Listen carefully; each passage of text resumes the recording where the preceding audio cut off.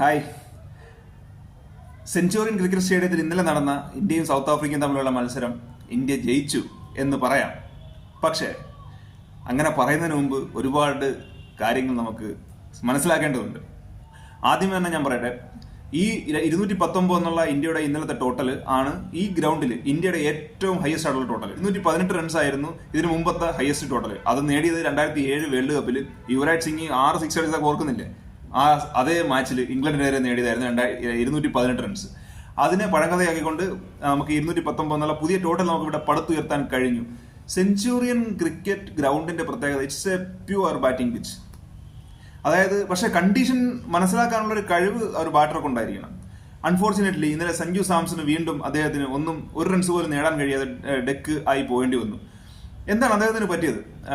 നമുക്കൊന്ന് അനലൈസ് ചെയ്യാം. അദ്ദേഹം ഇതിനു മുമ്പത്തെ കഴിഞ്ഞ മാച്ചിലും അദ്ദേഹത്തിനെതിരെ ഫസ്റ്റ് ഓവർ ചെയ്യാൻ വന്നത് മാർക്കോ യാൻസൺ.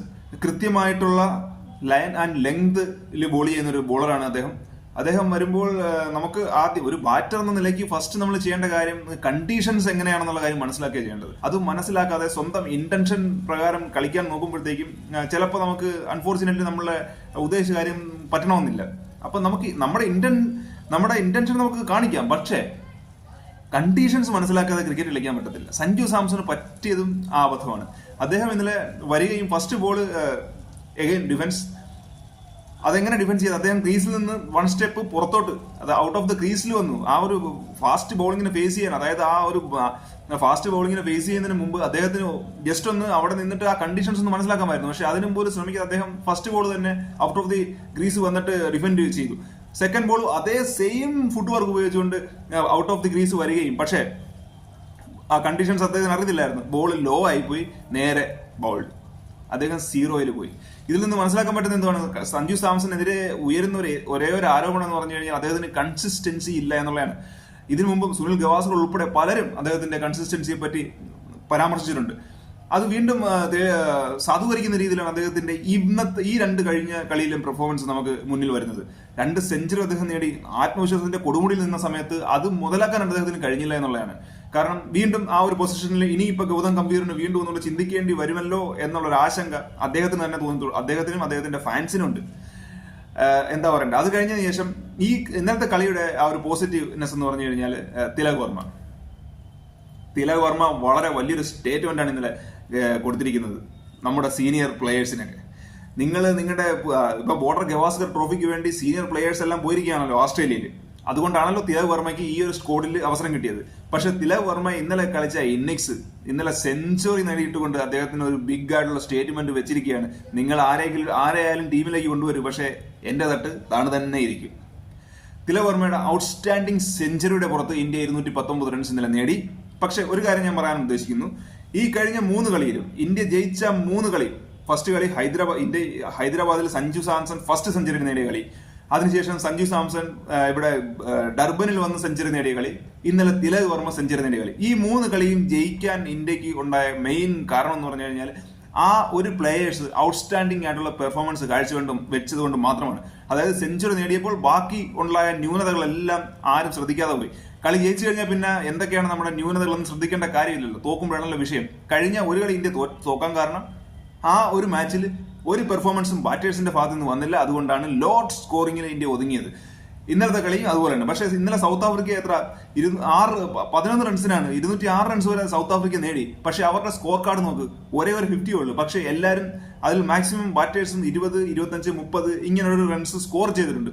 ദാറ്റ് മീൻസ് ഒരു T20 മാച്ച് എന്ന് പറഞ്ഞാൽ 20 ഓവേഴ്സിന്റെ മാച്ചാണ്. ആ മാച്ചിൽ ഒരിക്കലും ഒരു ബിഗ് സ്കോർ നേടേണ്ട കാര്യമില്ല. ഒരു ബാറ്റ്സ്മാൻ ഉയർന്ന സ്ട്രൈക്ക് റേറ്റിൽ ഒരു 20 റൺസ് സ്കോർ ചെയ്താൽ തന്നെ ഒരു ODI മാച്ചിൽ 100 റൺസ് സ്കോർ ചെയ്തതിന് തുല്യമാണ്. അതാണ് that what exactly want for T20 cricket.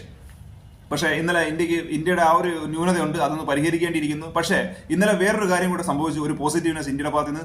Ramandeep സിംഗിനെ, അതായത് ആവേശ് ഖാന് ബെഞ്ചിലിരുത്തിക്കൊണ്ട് രമൺദീപ് സിംഗിന് അവസരം കൊടുത്തു. അതുവഴി ഇന്ത്യക്ക് സ്വന്തമായത് നമ്മുടെ ബാറ്റിംഗ് ഡെപ്ത് നമുക്ക് ഒന്നുകൂടെ കൂട്ടാൻ കഴിഞ്ഞു. കൂടാതെ ഒരു ഓൾറൗണ്ടറാണ്, അദ്ദേഹം ബോളിംഗും ചെയ്യും. അപ്പോൾ ഒരു കോൺഫിഡൻസ്, മുന്നിൽ ബാറ്റ് ചെയ്യുന്നവർക്ക് ഒരു കോൺഫിഡൻസ് ഉണ്ടാവും. അങ്ങനെ അതിന്റെ ഭാഗമായിട്ട് നമ്മുടെ നല്ല പെർഫോമൻസ് കാഴ്ചവെക്കാൻ പറ്റും. രമൺദീപ് സിംഗ് വന്ന ഫസ്റ്റ് ബോൾ തന്നെ സിക്സ് അടിച്ചുകൊണ്ട് അദ്ദേഹത്തിന് നമ്മുടെ സ്റ്റേറ്റ്മെന്റ് ഞാൻ ഉറപ്പിച്ചു പറയുന്നു, എനിക്ക് ഈ സ്കോഡിൽ അവസരം വേണമെന്ന് രമൺദീപ് സിംഗ് ഉറപ്പിച്ചു പറയുന്ന രീതിയിലാണ് അദ്ദേഹം ഫസ്റ്റ് ബോൾ തന്നെ ഫേസ് ചെയ്ത് സിക്സ് അടിച്ചത്.